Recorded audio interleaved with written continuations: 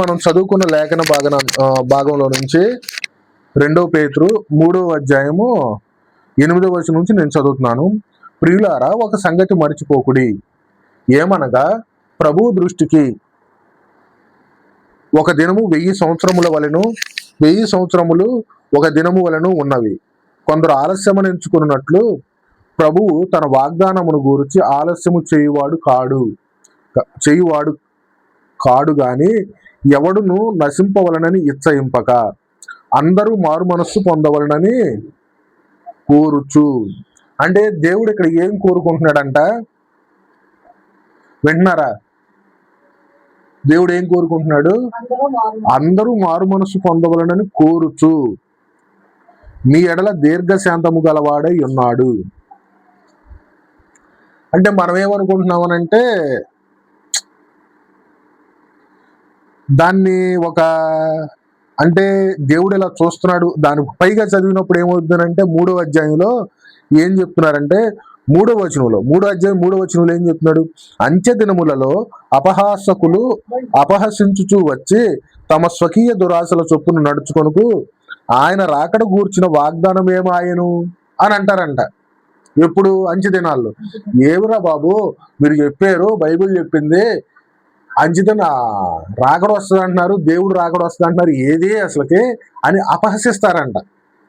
అంటే వాళ్ళు అపహాసకులు ఏంటంటే అపహసిస్తుంటే ఇప్పుడు క్రైస్తవులకు ఉన్న వాళ్ళు ఏమవుతున్నారు? దాన్ని మర్చిపోతున్నారు. ఏమని మర్చిపోతున్నారు? దేవుడు వస్తానన్న మాట, నువ్వు మారు మనసు పొంది ఇలా బ్రతుకయ్యా, ఇలా బ్రతుకు, లేదంటే ఇలా ఉంటది నీ పరిస్థితి అని చెప్పిన పరిస్థితి అంతా మాటలన్నీ కూడా మర్చిపోతున్నారు.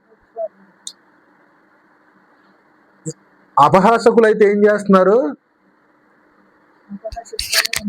అపహసిస్తున్నారు, అంటే హేళన చేస్తున్నారు. కానీ క్రైస్తవులు అనే వాళ్ళు ఏం చేస్తున్నారు? బయట వాళ్ళు, అన్యులైతే, ఇప్పుడు నువ్వు అన్యులైతే క్రైస్తవుడిగా నువ్వు బ్రతుకుతున్నావు, క్రైస్తవుడు జీవితం అనేది నువ్వు జీవిస్తున్నావు, క్రైస్తవుడిగా పేరు. నువ్వేం చేస్తావు? దేవుడు వస్తానన్నాడు, వస్తాడా అని నువ్వు హేళన చేయలేవు. కానీ నువ్వు బయట మనిషి అన్యుడు ఏం చేస్తాడంటే ఏం వస్తానన్నాడు రా మీ దేవుడు, ఏం వస్తాడరా అని అపహాసం చేస్తున్నారంట, హేళన చేస్తున్నారంట. కానీ క్రైస్తవుడిగా ఉన్నవాడికి కూడా హేళన చేస్తున్నాడు. ఎలాగో తెలుసా? జీవితం ద్వారా. ఆయన జీవితం ఇలా జీవించయ్యా అని చెప్పాడు. ఇలా జీవించు, ఇలా జీవిస్తేనే నీకు ఇది, జీవించకపోతే ఇది అని చెప్పినప్పుడు ఆయన మాటను పెడచెవిని పెట్టావంటే నువ్వు కూడా హేళన చేసినట్టే కదా. ఇప్పుడు బయటవాడైతే ఏం వస్తానన్నాడు, ఏమైపోయింది, వాగ్దానం ఏమైంది అని అంటాడు. కానీ క్రైస్తవుడిగా జీవించేవాడు హేళన ఎలా చేస్తాడు? నోటితో ఇలా చేయడు. ఎలా చేస్తాడు? జీవితంతో, తను జీవించే జీవితంతో హేళన చేస్తాడు. అర్థమైందా? అది అంటే ఇప్పుడు ఒకసారి మనం ఆలోచించండి. కానీ దేవుడు ఏమి ఇచ్చేయించుకున్నాడు? ఆయన ఇష్టం ఏంటి అని అంటే అందరూ మారు మనసు పొందాలని. ఆయన ఎలా ఉన్నాడంటే దీర్ఘశాంతము గలవాడై ఉంటే మనుషులు ఏం చేస్తున్నారంట? అది క్రైస్తవుడైనా అన్యుడైతే నోటితో చేస్తున్నాడు, క్రైస్తవుడైతే క్రైస్తవుడిగా పేరు, నిజమైన క్రైస్తవుడు అని నేను అన్నాను. కానీ క్రైస్తవుడిగా పిలువబడుతున్న వాళ్ళు ఏం చేస్తున్నారు అని అంటే జీవితంతో, వాళ్ళు జీవించే జీవితంతో ఏం చేస్తున్నారంటే దేవుణ్ణి అపహాస్యం చేస్తున్నారు, హేళన చేస్తున్నారు. కానీ దేవుడు ఏం చేస్తున్నాడు? దీర్ఘశాంతంతో సహిస్తున్నాడు. దేన్ని సహిస్తున్నాడు? నువ్వు చేసే హేళననే. అంటే హేళన ఏం చేస్తున్నావు? నీ ఇష్టం వచ్చినట్టు బ్రతుకుతున్నావు. నీ ఇష్టం వచ్చినట్టు బ్రతకడానికి వీలు లేదు అని ఏం చెప్తుంది? బైబుల్ చెప్తుంది. కానీ నువ్వేం చేస్తున్నావు? నా ప్రాణమా తాగుము, తినుము, సుఖించుమని నువ్వు చెప్తున్నావు. దేవుడికి చోటు లేదు, దేవుని వాక్యానికి చోటు లేదు, దేవుడు చెప్పిన విధానం అనేది నీలో లేదు. అంటే నువ్వు చేసే జీవితం అనేది దేవుని యొక్క శాంతాన్ని పరీక్షించేదిగా ఉందంటే నువ్వు అసలు ఎలా బ్రతుకుతున్నావు? క్రైస్తవుడిగా ఎందుకు బ్రతుకుతున్నావు? నువ్వు హేళన చేసే విధంగా ఎందుకు ఉండాలి? అసలు ఆలోచిస్తున్నాం ఇక్కడ మనం. సో ఆయన ఏమంటున్నాడంటే అందరూ మారు మనస్సు పొందవలెనని. ఆయన ఇంటెన్షన్ ఏంటి? ఆయన ఉద్దేశం ఏంటి? ఆయన ముఖ్య ఉద్దేశం ఏంటి అని అంటే అందరూ మారు మనసు పొందాలి. ఒకరు కాదు, అందరూ మారు మనసు పొందాలని దీర్ఘశాంతంతో ఎదురు చూస్తున్నారు. కానీ ఇక్కడ మళ్ళీ ఇంకో కండిషన్ ఏంటి? అందరూ మారు మనసు పొందాలి అని ఇచ్చయించాడు. ఇచ్చ అంటే కోరిక. ఆయన కోరిక ఏంటి అని అంటే అందరూ కూడా మారు మనస్సు పొందాలి అనేది ఆయన కోరిక కలిగి ఉండి దీర్ఘశాంతంతో నీ చేసే పాప భోగాలన్నిటిని కూడా సహిస్తున్నాడు. కానీ మళ్ళీ ఏమంటున్నాడు ఇక్కడ, దీర్ఘశాంతము గలవాడై ఉన్నాడు. అయితే ప్రభువు దినం అనేది ఎలా వస్తుందంట? దొంగ వచ్చినట్టు వస్తుంది. దొంగ వచ్చినట్టు వచ్చును. ఆ దినమున ఆకాశములు మహాధ్వనితో గతించిపోవును, పంచభూతములు మిక్కటమైన వేండ్రముతో లయమైపోవును, భూమియు దాని మీదనున్న కృత్యములను కాలిపోవును. ఇవన్నీ ఇట్లు లయమైపోవునవి గనుక ఆకాశము రవులుకుని లయమైపోవునట్టు పంచభూతములు మహావేంద్రముతో కరిగిపోవునట్టు దేవుని దినపు రాకడ కొరకు కనిపెట్టుచు దానిని ఆశతో ఆపేక్షించుచు మీరు పరిశుద్ధమైన ప్రవర్తనతోనూ భక్తితోనూ ఎంతో జాగ్రత్త గలవారై ఉండవలెను.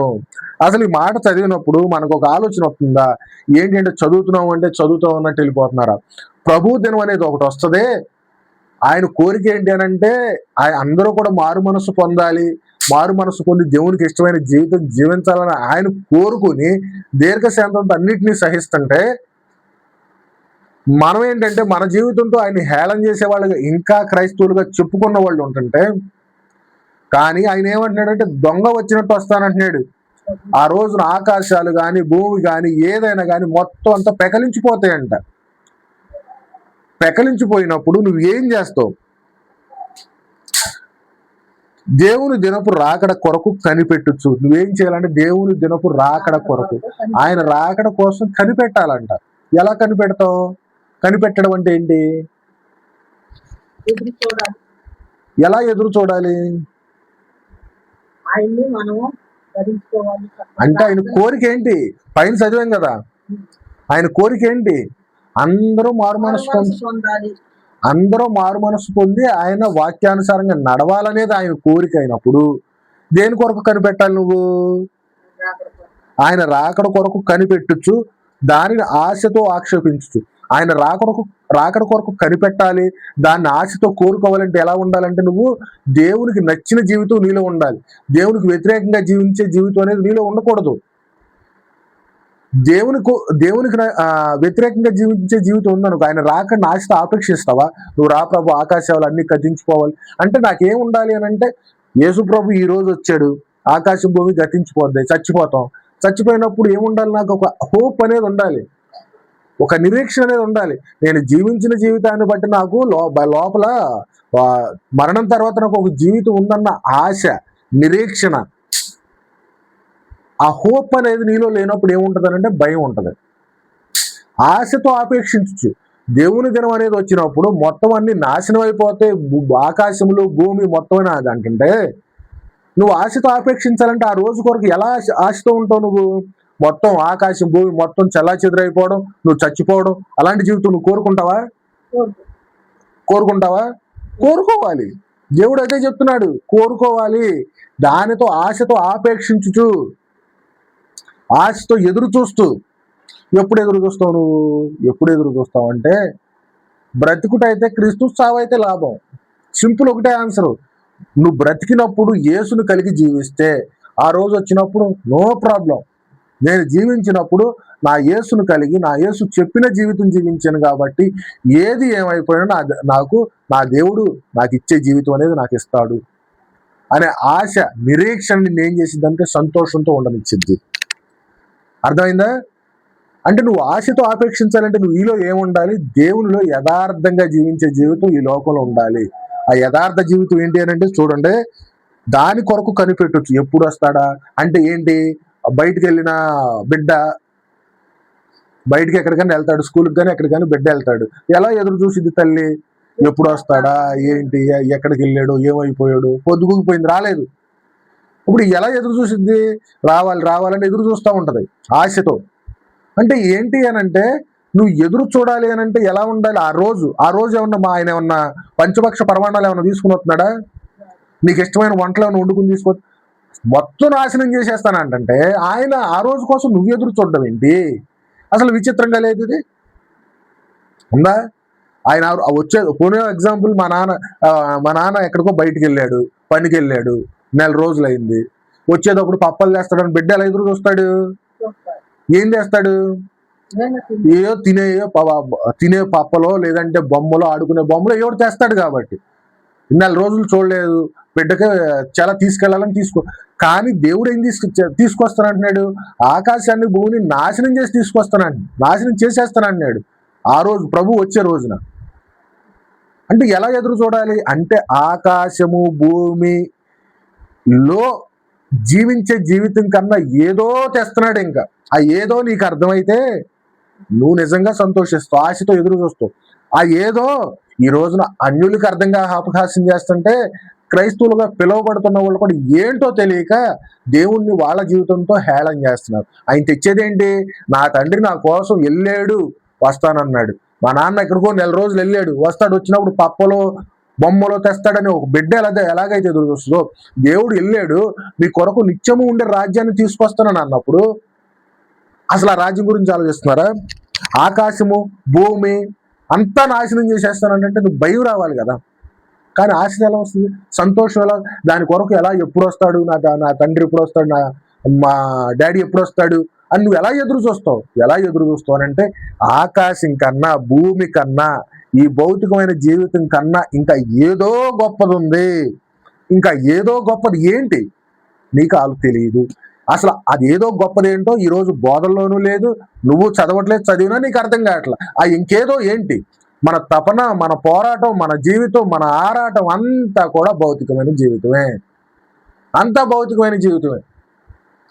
అప్పులు ఉన్నాయా? తీర్చాలి. నా కొడుక్కి జాబ్ రాలేదా? రావాలి. ఏంటి పోరాటాలు?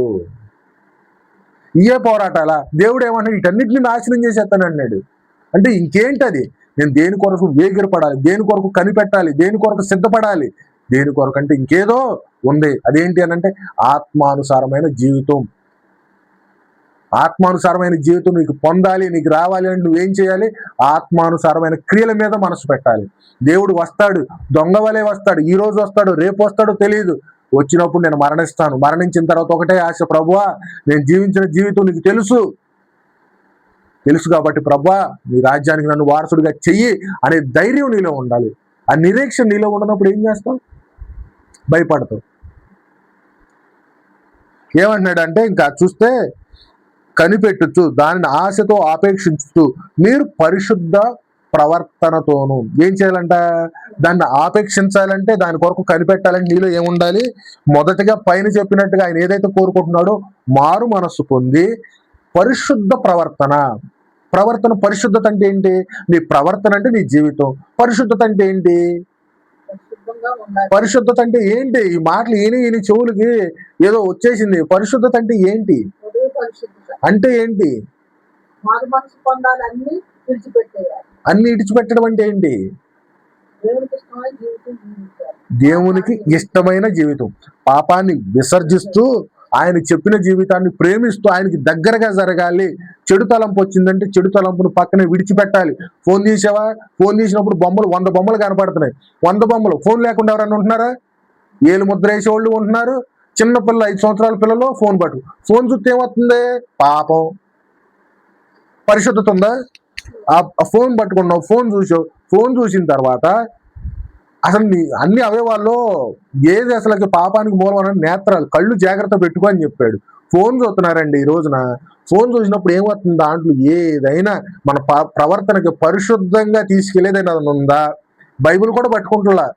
ఇంకోటి ఏంటంటే ఇంకో మెట్టు ఎక్కేసి బైబిల్ని కూడా, ఈ బైబిల్ని మోయడానికి కూడా తీసేసి ఫోన్ పట్టుకుంటున్నారు. ఫోన్లో బైబిల్ ఒక్కటే ఉంటుందా? కళ్ళు తెరిస్తే పాపం. అంటే నువ్వు వాడేవాళ్ళు చిన్నపిల్లలు, ముసలోళ్ళు, చదువు లేనోళ్ళు, చదువు ఉన్నవాళ్ళు ప్రతి ఒక్కరూ ఫోన్ చేస్తున్నారంటే పరిశుద్ధ ప్రవర్తనకి ఆ ఫోన్లో చోటు ఎక్కడుంది? నిజంగా ఈ మాట మీరు వింటున్నప్పుడు నిజంగా మీరు మిమ్మల్ని ప్రశ్నించుకోండి. ఏం ప్రశ్నించుకోవాలి? నేను ఫోన్ పట్టుకున్నప్పుడు నాలో పరిశుద్ధ ప్రవర్తన ఎక్కడన్నా వచ్చిందా? నేను చాలాసార్లు తప్పిపోయాను అలాగా. ఫోన్ పట్టుకున్నప్పుడు ఏదో వస్తే, ఏదో చూడాలనుకుంటూ ఏదో ఒక కంటికి కనిపించేస్తాయి. మనం పాపముతో నిండిన శరీరం, పాపానికి లోనై ఉన్న శరీరం, నిన్ను ఎక్కడ ఎలా ట్రాప్ చేసిందో తెలియదు. జస్ట్ ఒక ఫ్రాక్షన్ ఆఫ్ సెకండ్స్ లో జరిగిపోతుంది పాపం అనేది. అంటే నువ్వు ఒకసారి ఫోన్ పట్టుకుని చూసుకుంటే పాపంలో ట్రాప్, అంతే, పడిపోతావు. కానీ ఇప్పుడు మనుషులు ఏం చేస్తున్నారు? పాపాన్నే జేబులో పెట్టుకుని తిరుగుతున్నారు. దాంట్లో ప్రతిదీ పాపమే. మీరు ఆలోచించండి, ఫోన్ పట్టుకుని మీరు పరిశుద్ధ ప్రవర్తన కలిగి జీవించారా? జీవించాల. సో అంటే ఏంటి అని అంటే పరిశుద్ధ ప్రవర్తన కావాలంటున్నాడు దేవుడు. పరిశుద్ధ ప్రవర్తన అంటే పాపం అసహించుకొని దేవునికి దగ్గరగా జరుగుతూ అలాంటి ప్రవర్తన కావాలి. భక్తితోనూ ఎంతో జాగ్రత్త గలవారై ఉండవలను. ఎంతో జాగ్రత్త అంట, కొంచెం కాదు, ఎంతో జాగ్రత్త. నువ్వు ఆ పరిశుద్ధంగా జీవించే ప్రవర్తన నీలో ఉండాలంటే ఎంతో జాగ్రత్త కావాలి. పద్దాడ ఫోన్ తీసేసి నా ఇష్టం కుదరదు, నీ ఇష్టం వచ్చిన చోటకి వెళ్తానంటే కుదరదు, అక్కడికి వెళ్ళి నలుగురిలోకి వెళ్ళి కూర్చుని వస్తానంటే కుదరదు, నీ ఇష్టం వచ్చినట్టు మాట్లాడతానంటే కుదరదు. ఎంతో జాగ్రత్తగా ఉండాలి. ఎందుకని? ఈ పరిశుద్ధ ప్రవర్తన కోసం. ఈ పరిశుద్ధ ప్రవర్తన నీలోకి రావాలి అంటే, దాని ప్రకారం జీవించాలి అనేది నీ వల్ల కాదు, చాలా కష్టంతో కూడుకున్న పని అది. ఆ పరిశుద్ధ ప్రవర్తన నీలో ఉండాలి అని అంటే చాలా కష్టం. నువ్వు దేవుడి యొక్క సపోర్ట్ తీసుకుంటేనే గాని, ఆ పరిశుద్ధాత్మ శక్తి నీలో ఉంటేనే గాని పాపాన్ని అసహించుకుని దేవుని యొక్క రాకడ కొరకు కనిపెట్టే ఒక స్వభావం అనేది నీలో రాదు. పాపం అంటే ఏంటో తెలుసుకో, పాపం నుంచి బయటికి రా. ఇంతకుముందు చెప్పుకున్నట్టుగా నీలో నీతి ఏమాత్రం లేదని గుర్తించు. ఫస్ట్ నేను పాపాత్ముడిని, నాలో పాపం ఉంది, నేను పాపానికి నిలయమై ఉన్నవాడిని, పాపంలోనే నా తల్లి గర్భంగా ధరించింది అని నువ్వు తెలుసుకుని లోకానికి వేరైపో. లోకం ఎక్కడైతే ఉందో లోకానికి వేరైపో. లోకంలో కలవాలనుకోకు, లోకంతో జీవించాలనుకోకు. లోకానికి వేరైపోయి ప్రభువా నేను పాపిని అని మారు మనస్సు పొంది ఎప్పటికప్పుడు నీ మనసుని దేవుడి దగ్గర పరిశీలన చేసుకుంటూ ఏం చేయాలంటే, దేవుని యొక్క ఆత్మశక్తికి నీ యొక్క మనస్సాక్షి, నీ మనస్సాక్షి చెప్పిద్దా? నేను ఈరోజు తప్పు చేశాను, ఈ తప్పు చేశాను, చేయకుండా ఉండాల్సిందా? నీ మనస్సాక్షి చెప్పిద్ది కదా. చెప్పినప్పుడు రేపు ఏం చేస్తావు అంటే, ప్రభువా అలాంటి పాపం వచ్చినప్పుడు నన్ను దూరం చెయ్య పరిస్థితిని నువ్వు ప్రార్థన ఎప్పుడైతే చేస్తావో, ఆత్మశక్తి నీ మనస్సాక్షి రెండు కలగలుపు నువ్వు ఏం చేస్తావు? పాపంతో పోరాడగలిగే ఒక శక్తి నీలో వస్తుంది. దాని ద్వారా ఏం చేస్తావు? పరిశుద్ధ ప్రవర్తన కలిగి జాగ్రత్త గలవారు. ఎంత మామూలు జాగ్రత్త, ఎంతో జాగ్రత్త గలవారే. అలాంటి పరిశుద్ధ ప్రవర్తనతో నువ్వు జీవించి ఏం చేస్తావు అనంటే అప్పుడు ఆయన రాకడ కొరకు సిద్ధపడే మనసు అనేది నీలో వస్తుంది. ఇది చాలా కష్టంతో కూడుకున్న పని. కానీ దేవుడికి ఇరుకు మార్గంలో పాపానికి వెళ్ళి నాశనానికి వెళ్ళే మార్గం ఎలా ఉంటది? విశాలంగా ఉంటది. దేవుని దగ్గరికి ఇరుకు మార్గం అంటే ఏంటి? కష్టంతో కూడుకున్న పని అంతే. దానికి డెఫినేషన్ ఏంటంటే ఇరుకు మార్గం అంటే ఏంటంటే రాళ్ళు రప్పులు ఇవన్నీ ఏంటి అంటే కష్టాలు. నువ్వు అంత ఈజీగా క్రైస్తవులు ఉండిపోయి నేను క్రైస్తవుని అని చెప్పుకున్నావు, ఈ రోజు అల్లటప్పగా సాగిపోతుంది. అంత నామకార్థ క్రైస్తవ్యం కాదు, ఇది కాదు క్రైస్తవ్యం. అసలైన క్రైస్తవ్యం ఏంటి అని అంటే ఇరుకు మార్గం. నువ్వు క్రైస్తవుడుగా బ్రతకాలి అంటే ఈ రకంగా క్రైస్తవులు పుట్టుకురారు వేలల్లో లక్షల్లో. ఒక సంఘానికి వెళ్తే లక్షల్లో, 1,00,000 మంది సంఘం అని అంటారు. ఇంకో చోటుకి వెళ్తే వేలల్లో అని అంటారు. అది నకిలీ క్రైస్తవ్యం. క్రైస్తవుడిగా ఉండాలంటే ఎంతో కష్టంతో కూడుకున్న పని, ఎంతో జాగ్రత్తగా ఉంటేనే గాని మనకు సాధ్యం కాదు. కాబట్టి మనం ఆలోచించాల్సింది ఏంటి అని అంటే, ఈరోజు నువ్వు ఎలాంటి క్రైస్తవుడిగా ఉన్నావు? దేవుణ్ణి హేళన చేసే క్రైస్తవుడిగా ఉన్నావా? అపహసించే క్రైస్తవుడిగా ఉన్నావా? నీ జీవితంతో కానీ, నీ యొక్క మాటలతో కానీ, నీ క్రియలతో కానీ దేవుడు అది కోరుకుంటలేదు. దొంగ వలే వస్తానన్నాడు, ఎప్పుడు వస్తాడో తెలియదు, నైటా రేపొద్దున తెలియదు. కాబట్టి నువ్వు ఆలోచించాల్సింది ఏంటంటే, నా తండ్రి నా కోసం భూమిని ఆకాశాన్ని నాశనం చేసేసి రోజు కొరకు ఎదురు చూడమంటున్నాడు. అంటే నువ్వు ఆలోచించాల్సింది భూమి కన్నా ఆకాశం కన్నా ఇంకేదో మహా గొప్పది నాకు తెస్తున్నాడు. ఆ మహా గొప్పది ఏంటంటే నిత్య రాజ్యం, పరలోకం. అలాంటి రాజ్యానికి వారసుడిగా చేయడం కోసమే ఆయన ఏం చేశాడంటే రక్తాన్ని చిందించి నీకు మారు మనస్సునిచ్చాడు, నీతినిచ్చాడు. మారు మనస్సు కలిగి జీవించు, మంచి పరిశుద్ధ ప్రవర్తన కలిగి జీవించు, జాగ్రత్తగా నీకు ఆ రాజ్యం వస్తుంది. అలాంటి పరిస్థితుల్లో నువ్వు ఉండాలి అంటే ప్రతిరోజు మోకరించి, ప్రభువా నేను పాపిని, నీ యొక్క ఆత్మశక్తిని నాకు ఇవ్వు, పాపంలో పడకుండా చూడు తండ్రి అని ఎప్పటికప్పుడు నీ మనసును పరిశీలించుకుంటూ దేవుని దగ్గర కూర్చొని మోకరించి ఆయన్ని ప్రార్థించాలి.